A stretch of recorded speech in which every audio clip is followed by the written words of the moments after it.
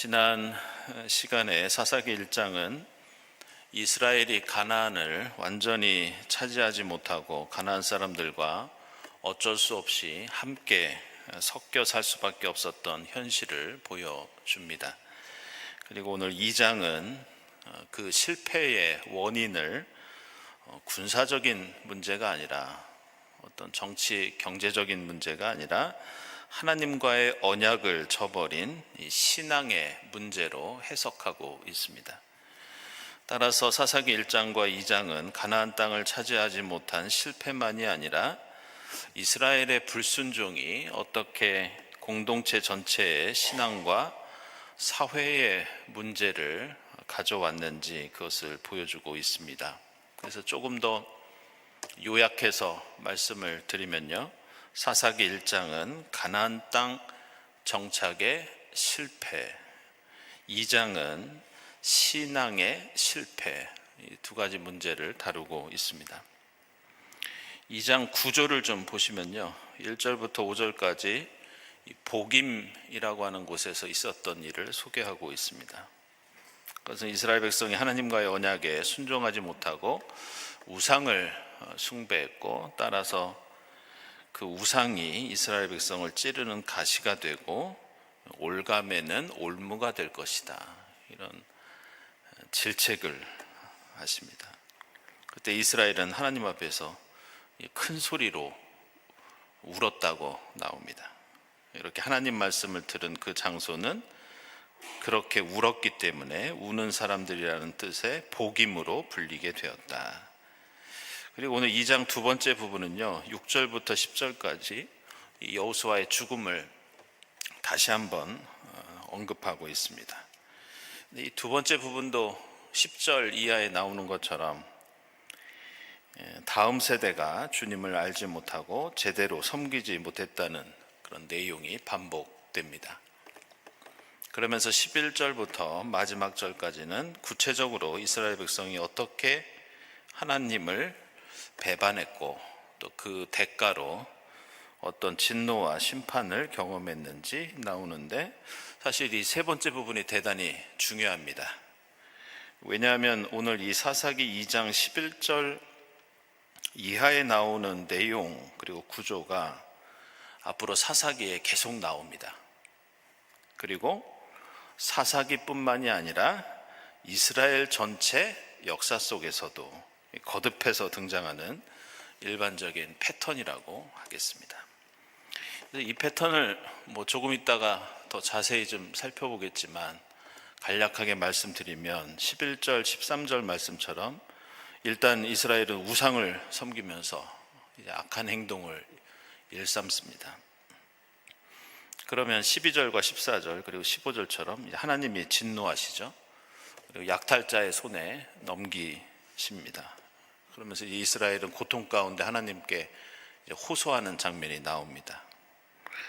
그럼 하나님은 또 16절처럼 고난과 어려움을 보시고 긍휼을 베푸셔서 사사들을 보내서 그들을 구원해 주십니다.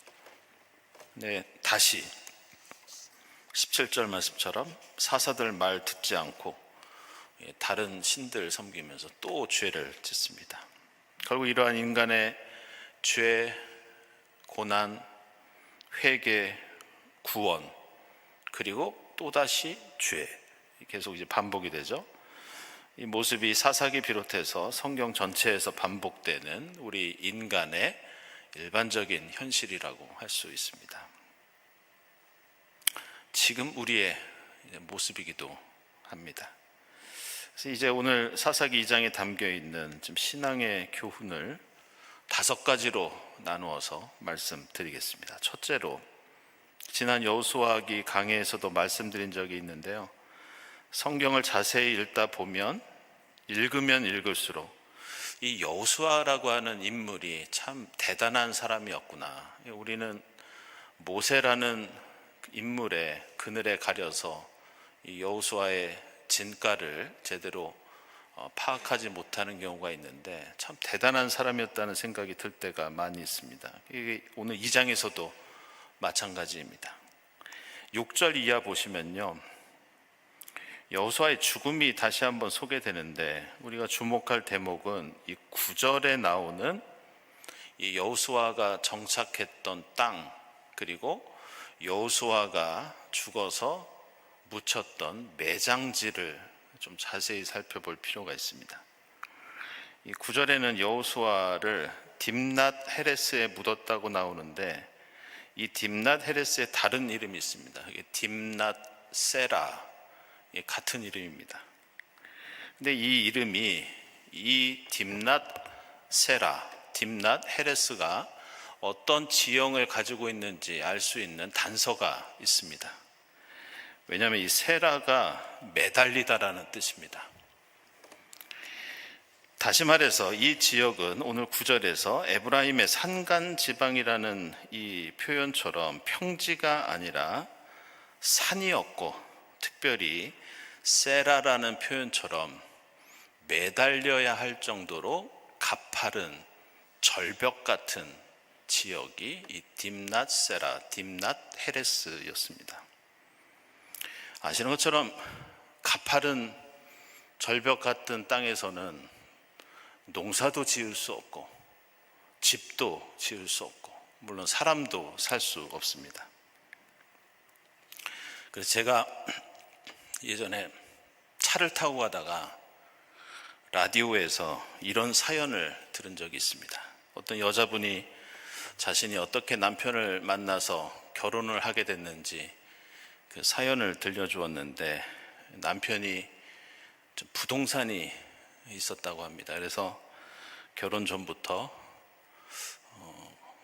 부자라고 생각을 했는지 기대를 많이 했다고 합니다. 근데 나중에 알고 보니까 그 땅이 대부분 이 절벽 같은 경사지 땅을 잘못 이 매매를 한 거라 팔 수도 없고 농사 지을 수도 없고 살 수도 없는 쓸모없는 땅이라고 이 분통을 터뜨리는 것을 제가 라디오에서 직접 들은 적이 있습니다. 비슷한 얘기입니다. 여호수아는 아시는 것처럼 이 당시에 최고 지도자였고 가장 힘과 권위가 있던 사람이었습니다. 그런데 그가 분할받은 땅, 어쩌면 자기 스스로 자기 땅을 선정을 했겠죠. 왜냐하면 여호수아는 다른 지파들의 땅을 자신이 정해서 나눠줬으니까. 근데 그 땅은 좋은 땅이 아니었고 나중에 그가 죽어서도 묻힌 곳이 딥낫 헤레스, 햇볕이 잘 드는 넓은 땅이 아니라 가파른 경사지에 그를 묻었다. 평생 이스라엘이 가나안 땅에 정착하는데 온 힘을 쏟은 사람이 여호수아였습니다. 그러나 그는 호의호식하며 넓은 땅을 차지하고 살았던 것이 아니라 마지막까지 누구도 반기지 않고 좋은 땅은 다른 사람에게 양보하다가 마지막에는 그 가파른 땅에 묻혔다는 그 모습을 우리는 다시 한번 그 모습 보면서 여호수아의 위대함을 느낄 수 있습니다. 두 번째로 오늘 11절에서 이제 앞으로 구약 성경에서 자주 접하게 될 이 중요한 표현을 하나 보게 됩니다. 그것은 주님께서 보시기에 악한 행동을 일삼았다. 바로 이 구절입니다. 여기에서 우리가 집중해야 할 부분이 주님께서 보시기에 이 부분입니다. 인간의 죄와 악을 판단하는 기준이 어디에 있는가? 바로 하나님의 눈, 하나님의 시선에 있다는 뜻입니다.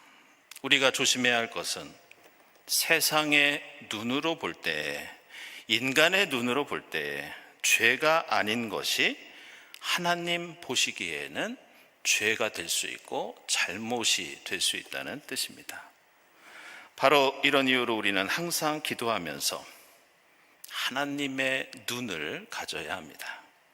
항상 말씀을 통해서 하나님의 시선을 배워야 하고 하나님의 마음으로 나와 타자와 세상을 바라보는 훈련을 끊임없이 해야 합니다. 지난 시간에 말씀드렸듯이 사사기의 핵심 주제와 결론은 사사기 17장 6절과 21장 25절입니다. 17장 6절과 21장 25절에서는 이렇게 나옵니다. 사람들은 저마다 자기 뜻에 맞는 대로 하였다.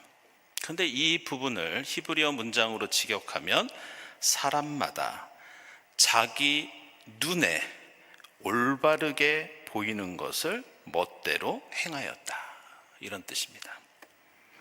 내 눈이 바알과 아세라 그리고 세상 풍조에 오염된 줄도 모르고 세상을 내 눈으로만 보고 판단하며 사는 것, 이것이 얼마나 위험한 일인지 오늘 말씀은 가르쳐주고 있습니다. 따라서 오늘 주님 보시기에 악한 일을 했다, 이 말씀은 우리에게 주님의 눈을 가지고 주님 보시는 대로 살아라, 주님 보시기에 선하고 아름다운 일을 하여라, 이런 교훈을 주고 있습니다. 세 번째로 오늘 사사기 2장에서는 이 세대를 잊지 못하는 신앙의 위험성을 경고하고 있습니다. 7절을 보시면 이스라엘은 여호수아가 살아있는 동안 하나님을 참 잘 섬겼다, 이렇게 나옵니다. 계속해서 7절에서 여호수아가 죽은 뒤에도 하나님의 구원과 역사하심을 눈으로 직접 보았던 장로들이 살아있는 동안에는 역시 이스라엘이 하나님을 온전히 섬길 수 있었습니다. 그런데 문제는 10절부터 드러납니다.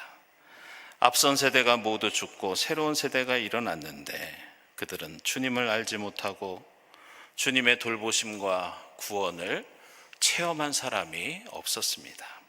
그렇다면 앞선 세대로부터 신앙의 교육을 철저히 받았어야 하는데 바로 여기서부터 이스라엘이 가나안의 우상을 섬기고 하나님 뜻에 불순종하면서 하나님과 이스라엘의 관계가 끊기기 시작하는 원인이 바로 거기에 있었습니다.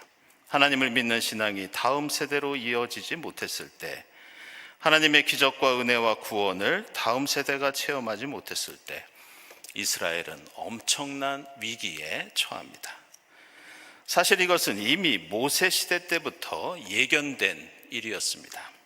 그래서 모세는 여러 번에 걸쳐서 하나님 말씀을 자녀들에게 부지런히 가르치고 너희가 겪은 은혜와 구원을 알리면서 믿음을 전수하라고 모세가 정말로 자주 강조했던 것을 우리는 기억합니다. 그래서 모세는 출애굽기 12장과 13장에서 너희는 유월절을 철저히 지키면서 자녀들이 유월절 지키는 그 자리에 대해서 이게 우리가 뭐 하고 있는 겁니까? 물어보면 출애굽 때부터 시작된 하나님의 그 놀라우신 역사하심을 철저히 가르쳐 주라고 권면합니다.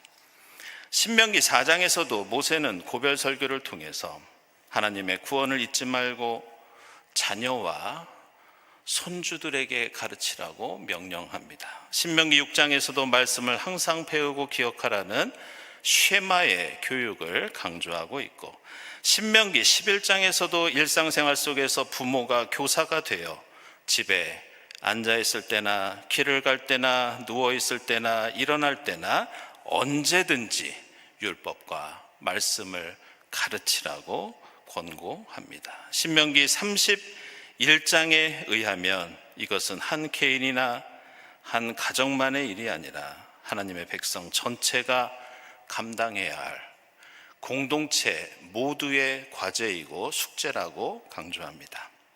그러면서 수천 년 전 모세는 어떻게 보면 오늘 21세기를 사는 이 대한민국에 우리에게도 뼈아픈 교훈을 던져주고 있습니다. 그것은 마지막 유언 같은 신명기 31장 20절을 보면 살이 찌도록 배불리 먹으면 눈을 돌려 다른 신들을 섬기며 나를 업신여기고 언약을 깨뜨릴 것이다, 이 말씀을 들려줍니다. 배가 부르면 하나님을 버린다.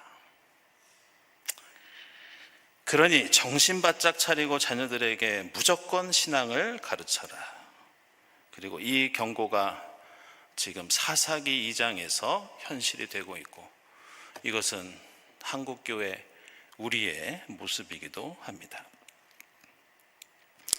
네 번째로, 오늘 사사기 2장은 우리 인간이라는 존재가 기본적으로 어떤 존재인지 신랄하게 드러내는 그런 내용을 담고 있습니다. 앞서 말씀드린 대로 11절 이하에서 이스라엘이 악한 행동을 일삼았다고 나오고, 그것으로 인해서 하나님의 분노와 심판이 14절까지 이어집니다. 근데 이 14절에 하나님이 분노하신다는 이 표현이요, 이 히브리어로 직역하면 좀 재밌습니다. 야훼의 코가 빨갛게 달아오르다. 야훼의 코가 불붙었다. 원래 이런 표현입니다. 그래서 히브리어에서는 분노하다는 말이 코가 뜨거워지는 것을 가리킵니다. 그 정도로 하나님께서 화가 나셨을 때 이스라엘은 심판을 당하고, 그 고통 때문에 하나님 앞에서 하소연하면서 울부짖습니다. 그리고 그때 하나님께서는 구원해 주시지만 이스라엘은 다시 죄를 짓는다고 성경은 말씀합니다. 이것이 여기서 끝나는 게 아니고요, 3장 7절 이하 한번 보시죠. 똑같이 반복됩니다. 주 하나님을 버리고 바알과 아세라를 섬겨 주님 보시기에 악한 일을 저질렀다. 그리고 8절 보시면 하나님의 코가 이때도 불타오르면서 진노하시고 이스라엘은 고난 당합니다. 그러자 9절에서 울부짖고 후회하고, 이때 하나님께서는 사사 보내셔서 이스라엘을 구원해 주십니다. 근데 3장 12절 한번 보시죠. 똑같이 또 등장합니다. 그리고 4장 1절 보시면 여기서도 똑같이 같은 죄를 짓고 벌받고 울부짖다가 구원받습니다. 그리고 이것은 6장 1절 이하의 기드온 이야기에서도 또 반복되고, 말씀드린 대로 이제 앞으로 우리가 읽어갈 구약 성경 전체에 걸쳐서 나중에 이스라엘이 망하고 바벨론의 포로로 끌려갈 때까지 계속 이어집니다. 이처럼 사사기 2장에 나오는 인간의 죄와 심판과 회개와 구원의 이 도식은 지금부터 3200년 전에 있었던 독특하고 특별한 역사적인 상황이 아니라 우리 인간 존재의 가장 기본적인 속성이라고 할 수 있습니다. 따라서 우리가 하나님을 믿고 이렇게 모여서 말씀 읽고 기도하고 찬송하면서 예배 드리는 것은 이런 의미를 갖고 있습니다. 일종의 만성 질환자가 약을 먹거나 혹은 팽이를 치는 것과 같다고 할 수 있습니다. 팽이는 스스로 돌아가지 않습니다. 팽이는 누군가 채로 쳐줘야 돌아가고, 한 번 쳤다고 영원히 돌지도 않습니다. 돌아가다가 설 것 같으면 한 대씩 쳐주는 것처럼 그것은 인간도 마찬가지입니다. 우리 인간은 스스로 의롭게 되는 존재가 결코 아닙니다. 무엇인가 스스로 죄를 해결하고 바르게 사는 동기와 자극과 도움이 필요한데, 그것이 바로 말씀 읽고 기도하고 예배드리면서 하나님께 매달릴 때에만 그저 그 죄에서 때때로 벗어날 수 있습니다.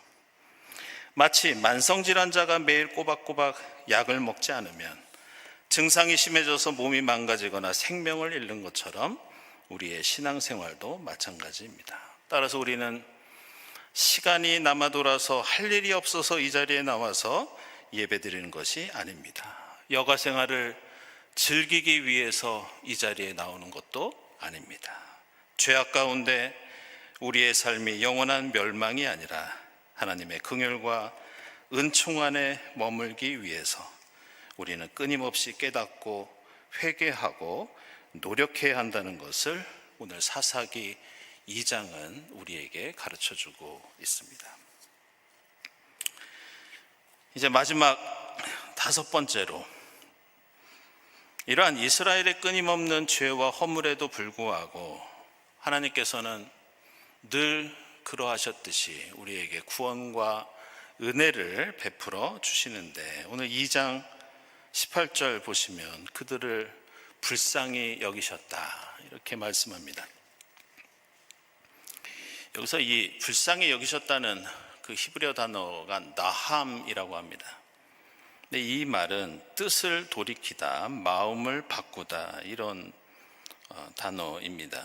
근데 우리는 불쌍히 여기거나 뜻을 돌이키거나 마음을 바꾼다는 것을 좀 심리적인 작용으로만 생각할 때가 있습니다. 근데 이 나함이라는 히브리어 단어에는 좀 주목할 만한 어떤 움직임, 행동이 들어있는데, 원래 이 단어가 무슨 뜻이냐면요, 숨을 크게 쉬다, 한숨을 쉬다 이런 단어입니다. 따라서 하나님께서 코가 빨개지도록 분노하시고 인간에게 심판을 내리시지만, 하나님은 언제나 그 마음을 바꾸시고 우리를 불쌍히 여기십니다. 하나님은 고통에 못 견뎌 하는 인간을 보시면서 한숨을 쉬시고 숨을 다시 한번 크게 몰아쉬면서 하나님도 안타까워하시고 하나님도 자신의 심판을 후회하신다는 그런 의미가 오늘 이 18절에 담겨 있습니다. 그렇다면 이렇게 하나님의 마음을 움직이게 하고 하나님의 뜻을 돌이키게 하며 심판의 하나님이 숨을 몰아쉬면서 그 심판을 다시 한번 생각하시고 후회하시게 하는 계기가 무엇인가? 그것이 바로 인간의 신음소리입니다. 하나님을 향한 탄식, 하나님을 향한 울음소리입니다. 그래서 18절 하반절을 보시면 괴로움을 당하는 그들의 신음소리를 들으시고 그들을 불쌍히 여기셨다. 하나님도 그들 앞에서 한숨을 쉬셨다. 따라서 오늘 말씀은 우리에게 신앙의 중요한 교훈을 가르쳐 줍니다. 하나님을 향한 우리의 탄식, 우리의 한숨 섞인 회개와 간구, 이것이 하나님의 한숨이 되고 하나님의 심판이 구원으로 바뀌는 동기가 됩니다. 하나님 앞에서 기도하고 통회하면서 간구하는 것은 우리가 혼자 주문을 외우는 것이 결코 아닙니다. 우리의 신음과 한숨과 탄식이 하나님의 마음을 흔들리게 하고 돌이키게 하며 우리를 향한 하나님의 사랑을 자극하고 결단케 하는 가장 기본적인 신앙의 행위, 그것이 바로 주의 이름을 부르면서 탄식하고 울고 부르짖는 기도입니다. 따라서 우리에게 어떤 죄와 허물이 있다 하더라도 우리가 탄식하며 주님을 붙잡을 때 주의 이름을 부르는 자는 구원을 얻습니다.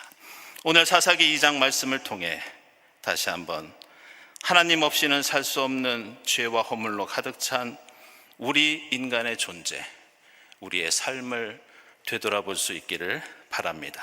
그리고 이제는 세상 욕망과 풍조와 우상의 시선과 눈길이 아니라 하나님의 눈으로, 하나님의 마음으로 나와 이웃과 세상을 바라볼 수 있기를 바랍니다. 무엇보다 우리에게 어떤 일이 일어나더라도 항상 주의 이름 부르며 주님 앞에서 울고 주님 앞에서 한숨 쉬면서 우리의 부족한 삶을 하나님께 온전히 맡기고 의지하는 여러분이 될 수 있기를 주님의 이름으로 축원합니다. 말씀을 묵상하면서 기도드리겠습니다.